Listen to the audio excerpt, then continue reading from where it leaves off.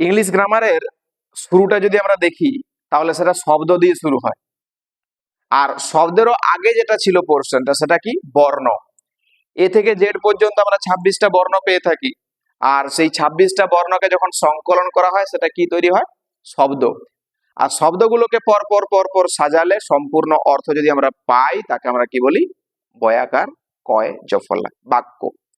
এই বাক্যের আবার শ্রেণী বিভাগ আছে, বাক্যের নির্দিষ্ট স্ট্রাকচার আছে। সেই স্ট্রাকচারাল প্যাটার্নের দিক থেকে যদি দেখা হয় তো বাক্যের 3টা পার্ট আছে। কি কি পার্ট? বাক্যের 3টা পার্ট। আমরা যদি প্রথম থেকে দেখি তাহলে সেন্টেন্স মানে আমরা জানি ইংলিশে বাক্য। সেন্টেন্স, এই সেন্টেন্সের 3টা পার্ট। একটাকে বলা হয় সাবজেক্ট পার্ট, সাবজেক্ট। তারপরের পার্টটাকে বলা হয় ভার্ব পার্ট, আর তারপরের পার্টটাকে বলা হয় অবজেক্ট। এই হলো বাক্যের 3টা পার্ট। আজকে আমরা শিখবো যে introductory there and it. Introductory there and it, এই কথাটাকে ইন্ট্রোডাক্টরি বলছি। প্রোনাউন্সিয়েশনটা ঠিক রাখবো, ইংলিশে উচ্চারণটা কিন্তু ভালো করে করতে হয়, তা না হলে কিন্তু অসুবিধায় পড়ি। আমরা যদি ছোট ছোট উচ্চারণগুলো ভুল করি তাহলে কিন্তু পরবর্তী সময় বড় বড় ওয়ার্ডগুলো আমরা মনে রাখতে পারবো না বা উচ্চারণ করতে পারবো না। তাই উচ্চারণ যদি প্রবলেম হয় আমরা সি লেভেলকে কাজে লাগাতে পারি। একটা বড় শব্দ পেয়েছি, সে শব্দটা উচ্চারণ করতে পারছি না, উচ্চারণ করতে না পারলে আমরা সি লেভেলকে কাজে লাগিয়ে ছোট ছোট পার্টে ভেঙে দিয়ে আমরা উচ্চারণটা করতে পারি। তাহলে একে বলছি ইন্ট্রোডাক্টরি দেয়ার অ্যান্ড ইট। এই ইন্ট্রোডাক্টরি কথার অর্থ হচ্ছে অনির্দিষ্ট। কি বললাম? অনির্দিষ্ট। এই অনির্দিষ্ট কথাটাকে ইংলিশে বলছি আমরা ইন্ট্রোডাক্টরি। এই যে বাক্যের সাবজেক্ট পার্টটা লিখেছি প্রথমে, এই সাবজেক্ট পার্টে যদি আমার সাবজেক্টটা নির্দিষ্ট করে উল্লেখ না থাকে, কি বলছি? সাবজেক্ট বা কর্তা। সাবজেক্টে বাংলা কি? কর্তা, বাংলায় জানি। এই কর্তা যদি নির্দিষ্ট করে বাক্যের মধ্যে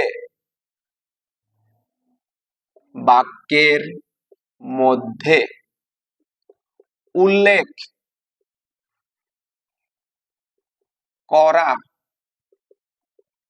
না থাকে তখন ইন্ট্রোডাক্টরি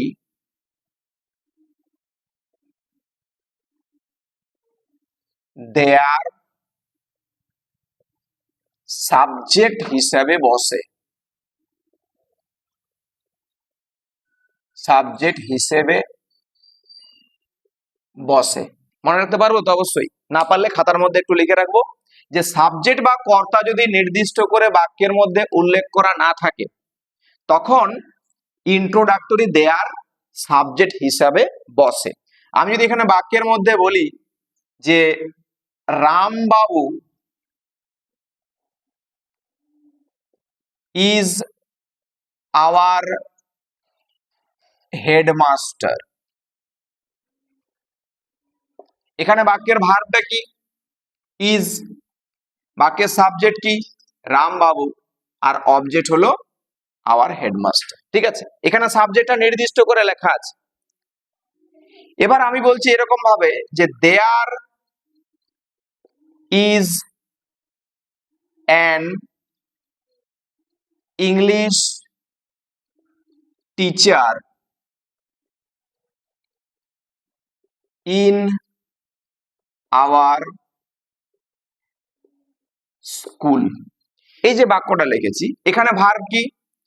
ইজ, এখানে সাবজেক্টটা কি? দেয়ার। তাহলে এই হচ্ছে দেয়ারের ব্যবহার।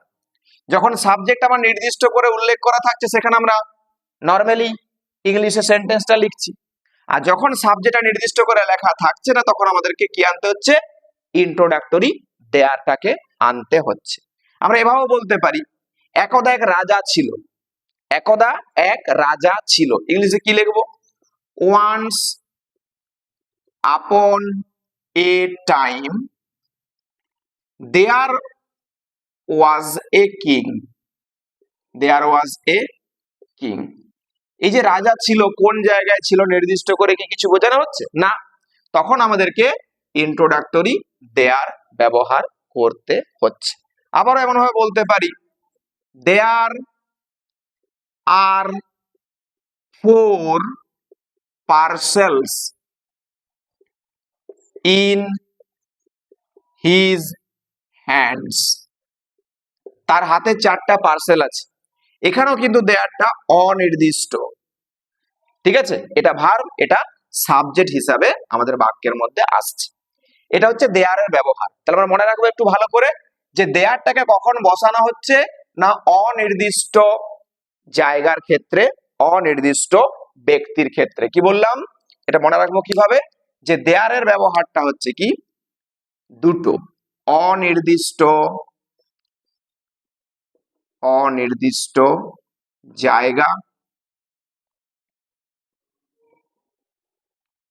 আর অনির্দিষ্ট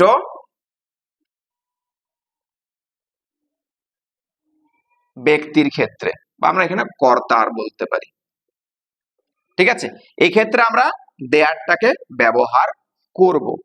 এবার যে জায়গাটা বলছি ভালো করে মনে রাখবো, খুব কিন্তু ক্রিটিক্যাল। এই যে দেয়ারটা বসাচ্ছি THERE, এরপরে একটা ভার্ব বসে, ঠিক আছে, এরপর একটা ভার্ব বসে। এই ভার্বটা আমরা কিভাবে বসাবো, দেয়ারের পরে ভার্বটাকে আমরা কিভাবে বসাবো, এই কিভাবে বসাবো বলতে আমরা ভার্ব কি কি বসতে পারে সেটা আগে জানি। বি ভার্ব, দেয়ারের পরে বি ভার্ব বসতে পারে। আর বি ভার্বের ফর্ম গুলো তো জানি আমরা, am, is, are, was, were. কি বললাম, am, is, are, was, were. Clear. Be verb কখন ব্যবহার করা হয়, বি ভার্ব ব্যবহার করা হয় হওয়া বোঝাতে। কি বললাম, হওয়া বোঝাতে বি ভার্ব ব্যবহার করা হয়। আর কি বসতে পারে দেয়ারের পরে, হ্যাভ ভার্ব বসতে পারে, হ্যাভ। এই হ্যাভ এর ফর্ম গুলো কি কি, প্রেজেন্ট টেন্সে রয়েছে হ্যাভ অথবা হ্যাজ, আর পাস্ট টেন্সে রয়েছে HAD, হ্যাড, ঠিক আছে। এই হ্যাভটা কখন মানে ব্যবহার করা হয় না, আছে বোঝাতে, আছে বোঝাতে হ্যাভটা ব্যবহার করা হয়, ঠিক আছে। এটা তাহলে আমি এই দেয়ারের পরে ভার্বটা বসাবো যখন, এটা কিভাবে বসাবো, দেখবো দেয়ারের পরে একটা জায়গায় আমাকে শূন্যস্থান দেওয়া থাকবে, বা যদি নাও থাকে, আমরা নর্মালি কথা বলতে বলতে, বাক্য কনভার্ট করতে করতে, ট্রান্সলেট করতে করতে আমরা ব্যবহার করতে পারি। তখন আমরা দেখব এই পরের যে অবজেক্ট পার্টে, অবজেক্ট যে পার্টটা রয়েছে, সেই অবজেক্ট পার্টের ফার্স্ট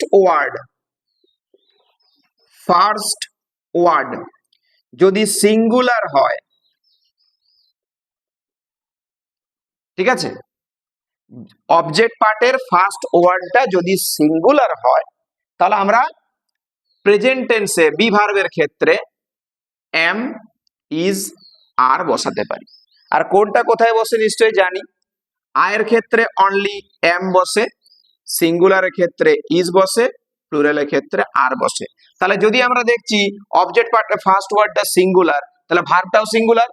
আর যদি হয় PLURAL, তাহলে কিন্তু ভার্বটাও প্লুরাল ভার্ব ব্যবহৃত হবে। পাস্ট টেন্সের ক্ষেত্রেও সেম, ওয়াজ ওয়ারের মধ্যেও সিঙ্গুলারে ওয়াজ, প্লুরালে ওয়ার। হ্যাভ ভার্বের ক্ষেত্রেও সেম, যদি আমরা সিঙ্গুলার সাবজেক্ট হয় তাহলে সিঙ্গুলারের ক্ষেত্রে হ্যাজ বসছে, আর প্লুরালের ক্ষেত্রে হ্যাভ বসছে। আর পাস্ট টেন্সের তো একটাই ফর্ম, হ্যাড, সেখানে আর কিছু থাকছে না। বুঝতে পেরেছি? যেমন এখানে যদি বলি যে প্রথমে আমাকে একটা শূন্যস্থান দেওয়া আছে, দিয়ে a book on the table, just একটা বাক্য। এবার এই শূন্যস্থানে আমরা দেয়ারের পরে ভার্বটা বসাবো কি করে, শূন্যস্থানে প্রথমত দেয়ার বসছেই, THERE, দেয়ার। এরপরে এখানে ভার্বটা বসাবো কি করে, এই যে বললাম প্রথম শব্দটা দেখবো, এ বুক বলেছিল, এ মানে তো আমরা জানি একটা, একটা মানে সিঙ্গুলার, তাহলে এখানে বি ভার্বের ক্ষেত্রে আমরা ইজটাকে বসাবো, তাহলে there is a book on the table. Clear হলো?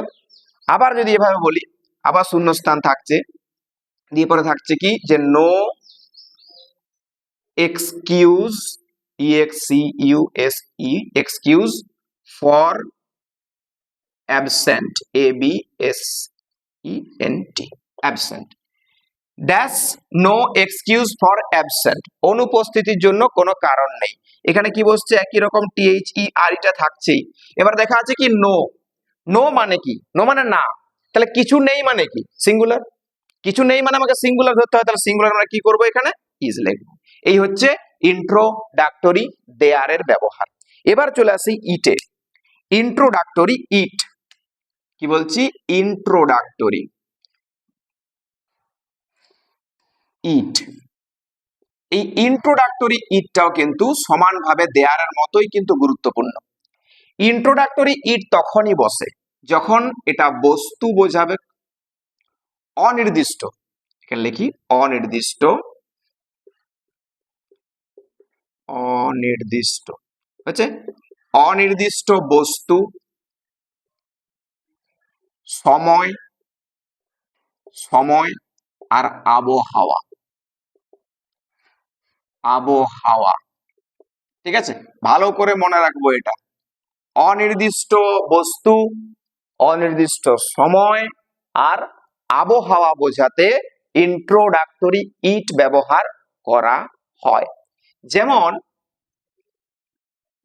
শূন্যস্থান যদি থাকে ইজ 10 o'clock, জাস্ট একটা বাক্য, প্রথমে শূন্যস্থান দেওয়া আছে, দিয়ে ইজ আছে, দিয়ে 10 o'clock।